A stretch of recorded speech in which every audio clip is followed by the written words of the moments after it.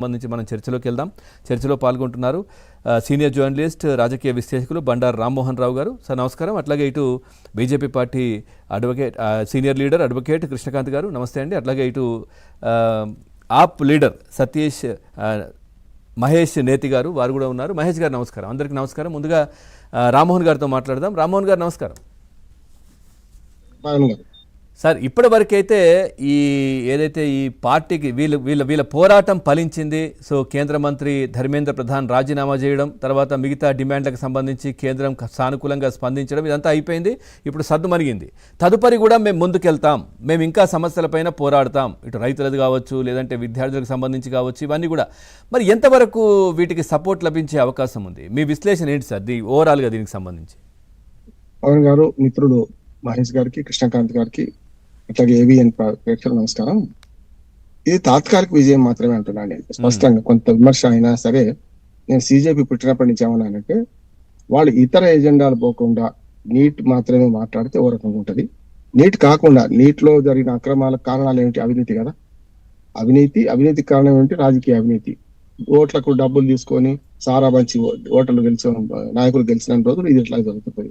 అందుకనే కొంచెం broad paper తీసుకొని ఓన్లీ నీటి విషయంలో మాత్రం కాకుండా అవినీతికి వ్యతిరేకంగా, అట్లానే మాకు రాజకీయ సంస్కరణలు, ఎన్నికల సంస్కరణలు, దాంతో పాటు పోలీస్ సంస్కరణలు, న్యాయ సంస్కరణలు కూడా. అసలు పుట్టింది ఎక్కడి నుంచి? నేను అభివృద్ధి దీప్కి ఏమన్నారు, నేను సూర్యకాంత్ గారికి సుప్రీంకోర్టు చీఫ్ జస్టిస్ కృతజ్ఞతలు తెలియజేస్తుందా, ఆయన చేయగానే కదా మా పార్టీ పుట్టింది అన్నాడు కదా.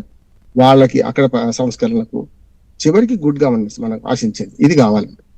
ఇది కాకుండా ఉపరితల అంశాలు పట్టుకుంటే ఉపరితల అంశాలు కందికట్టె మాటలాగానో లేకుంటే మనకు ధనియపు కట్ట మాటలాగా పోతుంది తప్ప చింతనిప్పులాగా ఉండదు ఎప్పుడు. ఇప్పుడు వీళ్ళు విజయం సాధించినామంటారు. ఏం విజయం సాధించినట్టు చెప్పండి? 3 అంశాలు కూడా దానికి అనుబంధమే. కానీ అసలు విద్యారంగ సంస్కరణలు ఎక్కడ కనపడే? 3 డిమాండ్లు పెట్టారు వాళ్ళు. ఆ 3 డిమాండ్లలో మొట్టమొదటిది పొలిటికల్ డిమాండ్. పొలిటికల్ డిమాండ్ అంటే ఏంటంటే ధర్మేంద్ర ప్రధాన్ రాజీనామా చేయాలి. ఏమవుతుంది? చేస్తే ఏమైంది, చేయకపోతే ఏమైంది? ప్రహ్లాద్ జోషి వచ్చిండు, కత్తి పోయి డాలు వచ్చే డామ్ డామ్ డామ్ అన్నట్టు కొత్త మంత్రి వస్తే ఏమైనా మొత్తం మారుతుందా? మారాల్సింది వేరే. అది ఏం చెప్తాను నేను చెప్తాను. రెండోది ఏంటంటే, రెండో డిమాండ్ ఏంది? ఈ ఉద్యమ నేపథ్యంలో వచ్చిన దానిలో ఉద్యమానికన్నా ముందు 21 మంది పిల్లలు పరీక్షా విధానంలో ఒక సంస్కరణలు అయితే తీసుకొస్తుంది కదా సార్. ఇప్పుడు ప్రభుత్వం హై పవర్డ్ టాస్క్ ఫోర్స్ కూడా నియమిస్తోంది.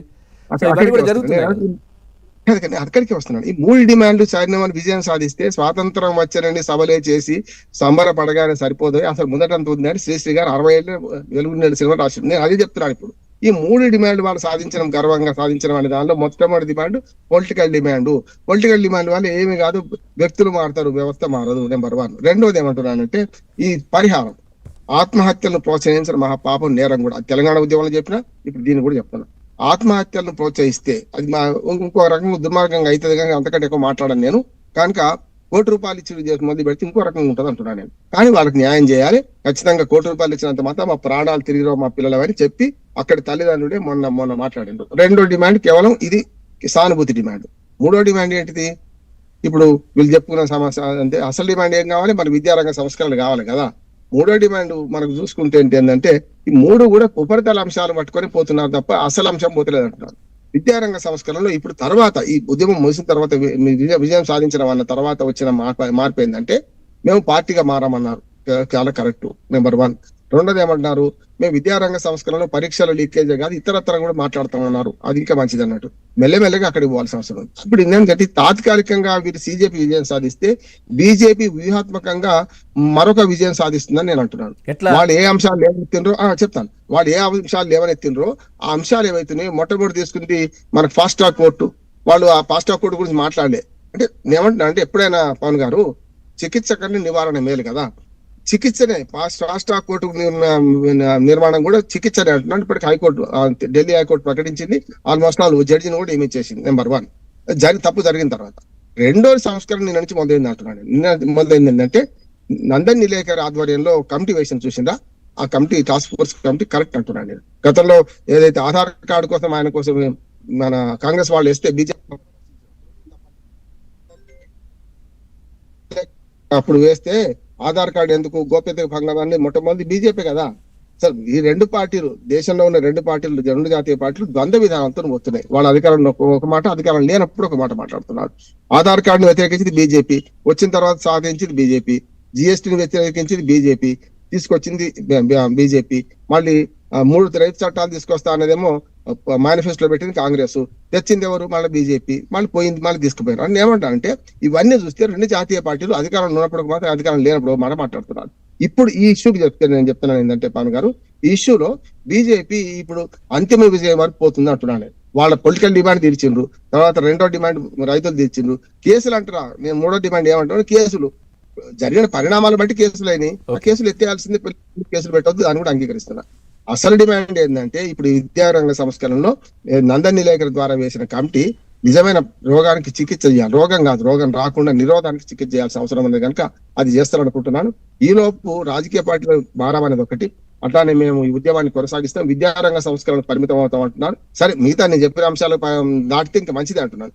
ఇవాళ సారా పోసి డబ్బులు పెట్టి పార్టీలు గెలుస్తున్నంత కాలం ఇవాళ ఈ రాజకీయం ఇట్లా ఉంటది, అవినీతి ఇట్లాగే ఉంటది. ఇది మారకుండా ఉపరితల అంశాలు ఎన్ని పట్టుకున్నా మారాలంటే క్యాన్సర్ మూలాలు వేరే ఉన్నాయి, పుండు మాత్రమే కనపడుతుంది. ఆ పుండు మానాలంటే సిజేపీ లాంటి ఉద్యమం రావాల్సిందే, దాన్ని ఆహ్వానిస్తున్నాను. ఈ యువతకి ఇవాళ విలువ ఇచ్చే ఒకటే మాట చెప్తాను. అంటే అట్టగా సార్, ఇప్పుడు ఉద్యమం వచ్చింది, సిజేపీ ఉద్యమం వచ్చింది, దాంట్లో ఇప్పుడు వాళ్ళు ప్రస్తుతం దీనికి మీద విజయం సాధించామని చెప్పేసి ఆ దీప్కే చెప్తున్నారు, ఇవన్నీ అయిపోయింది, ఓకే. సో నెక్స్ట్ ఏంటి? ఇప్పుడు రైతులకు సంబంధించి కూడా సమస్యలు ఏదో ఉన్నాయని రైతులు కూడా పోరాటం చేస్తున్నారు. సో వాళ్లకు కూడా మద్దతు ఇస్తాము, వాళ్ళతో కూడా మాట్లాడతామంటున్నారు. దానికి ఇంత పెద్ద ఎత్తున వచ్చే అవకాశాలు ఉంటాయా? ఇక్కడ యూత్ ఈ ఉద్యమంలో ఇట్లా సెట్ అయిపోయింది ఇది అంతే. సో అన్నిట్లలో ఇట్లా అవుతుందా? అయ్యే ఛాన్స్ ఉందా? నేను అనుకోకుండానే పవన్ గారు రైతుల ఉద్యమం ప్రస్తావించాను. ఆ 3 చట్టాలు మంచి చట్టాలు అంటారు ఇప్పటికి కూడా. నేను ఆ మంచి చట్టాలను తీసుకొచ్చే క్రమంలో ఏ సంస్కరణ అయినా ఆయా వ్యక్తులతోని ఆ రంగాలతో మాట్లాడకపోతే ఇట్లాంటి దెబ్బలు తింటానంటారు. నేను ఇదే కాంగ్రెస్ పార్టీ ఇవే 3 రైతు చట్టాలు తీసుకొస్తా అని 2019 కృష్ణకాంత్ గారు బాగా తెలుసు, 2019 మేనిఫెస్టోలో పెట్టిందా లేదని అడుగుతున్నారు. పెట్టింది కదా, పెట్టి మళ్ళీ ఎందుకు పోయింది అంటే రైతు చట్టాలలో ఇప్పుడు రైతు ఉద్యమంలో కూడా 3 అసాంఘిక శక్తులు ప్రవేశించినాయి. ఏదైనా సరే మోడీ వ్యతిరేకం, లేకపోతే ఖలిస్తాను జెండా తీసుకపోయి ఎర్రకోట మీద ఎగిరేయడం, దానివల్ల తర్వాత వీళ్ళు వెనక్కి తీసుకుని పోయింది అనుకోండి. ఇప్పుడు కనుక ఈ విద్యార్థులు కనుక రైతు ఉద్యమం తీసుకుంటే, రైతు ఉద్యమంలో వాస్తవం ఉన్నది. ఎందుకంటే అమెరికా నుంచి వ్యవసాయ ఉత్పత్తులు తీసుకుంటే ఒక మాట సార్, అమెరికా నుంచి వ్యవసాయ ఉత్పత్తులు తీసుకుంటే పాలు కానీ, పాల ఉత్పత్తులు కానీ, సోయా కానీ మనదే నష్టం అవుతుంది. వాళ్ళకి సబ్సిడీలు ఎక్కువ, మనకు తక్కువ. మొదటి నుంచి దాన్ని ఏమంటున్నారు, ఖచ్చితంగా దాన్ని అనుమతించొద్దు అనే దాని మీద ఇప్పటికీ డ్రాఫ్ట్ నోటిఫికేషన్ ఏంటిది, డ్రాఫ్ట్ బిల్ ఏంటిది అనే దాని మీద ఎవరు మన బీజేపీ ప్రభుత్వం శ్వేతపత్రం విడుదల చేయాలని నేను కోరుతున్నాను. ఇక్కడ అమెరికాతో ఒప్పందం కుదుర్చుకున్నంత పని చేస్తున్నారు కదా, కుదుర్చుకున్నామా లేదా, కుదుర్చుకోకపోతే ఏమవుతుందని చెప్పాల్సిన అవసరం ఉన్నది. ఒక మాట చెప్తాను, యువత ప్రాధాన్యత పెరిగింది పవన్ గారు. ఇప్పుడు స్పష్టంగా ఇద్దరు మాట్లాడుతున్నారు, మోడీ గారు ఒకరు మాట్లాడుతున్నారు, రేవంత్ రెడ్డి గారు కూడా నేను మాట్లాడారు. ఎందుకంటే 21 ఏళ్లకు ఎమ్మెల్యేలు ఎంపీలకు పోటీ చేసే అర్హత ఎందుకు, నేను కూడా అదే అంటున్నాను. ఎందుకు ఉండొద్దు అంటున్నాను, నేను ఖచ్చితంగా ఉండాలంటున్నాను. 18 ఏళ్ళకి ఓటు హక్కు వస్తున్నది. ఇప్పుడు పంచాయతీ సర్పంచ్ నుంచి మెంబర్ నుంచి మొదలుకొని 21 ఏళ్ళకి అనుమతి ఉంది కదా. ఇక్కడ ఆ పరిణతి ఎందుకు రాదు, ఎమ్మెల్యేగా ఎంపీగా ఎందుకు చేయలేరు అనే మాట వచ్చినప్పుడు యువతకు ప్రాధాన్యత ఇచ్చే క్రమంలో కొంత ఈ ఉద్యమాన్ని ఉపయోగించుకొని రేవంత్ రెడ్డి గారు కూడా రాజకీయ కేంద్రంలో ఏదైనా జరగగానే రాష్ట్రంలో కూడా అదే అడుగుతున్నారు ఇక్కడ. ఎందుకంటే ఇక్కడ కాంగ్రెస్ ప్రభుత్వం ఉంది రాష్ట్రంలో, అక్కడ కేంద్రంలో బీజేపీ ఉంది కాబట్టి మీరు కేబినెట్ లో యువకులను మంత్రులుగా పెట్టండి అని అక్కడ అడిగేసరికి కాంగ్రెస్ పార్టీ, సో ఇక్కడ అడుగుతున్నారు ఇక్కడ బీజేపీ వాళ్ళు. మరి మీరు ఇక్కడ మొదలు పెట్టొచ్చు కదా. ఒకటే మాట నేనండి, మనకు ఈ ఉద్యమాన్ని ఆసరా చేసుకొని దుర్మార్గంగా ఆంధ్రప్రదేశ్ కూడా ఏం చేస్తారో చూస్తున్నారు కదా. వైఎస్ఆర్సీపీ ఇప్పుడు కేవలం మొత్తం ఏమో పరిస్థితులు అని వాళ్ళే మాట్లాడుతున్నారు. ఏంటి మొత్తం అంతా యువత తిరగబడితే అంటున్నారు. ఎవరి మీద తిరగబడుతుంది? ఒకటే మాట ఇప్పుడు ఏంటంటే కేంద్రం కూడా మన మోడీ గారు కూడా యువ మంత్రాన్ని చేపించిండు. నిన్ననే మొత్తం అంతా ఆయన యువకులను ఉద్దేశించి మాట్లాడిండు. కనుక నేనేమంటున్నానంటే అన్ని రాజకీయ పార్టీల దారి ఒకటే అయింది. ఇప్పుడు యువ మంత్రం రాజకీయ పార్టీలో యువత వచ్చే అవకాశం అయితే ఉందని నేను అనుకుంటున్నాను. మంచి పరిణామం అయితే.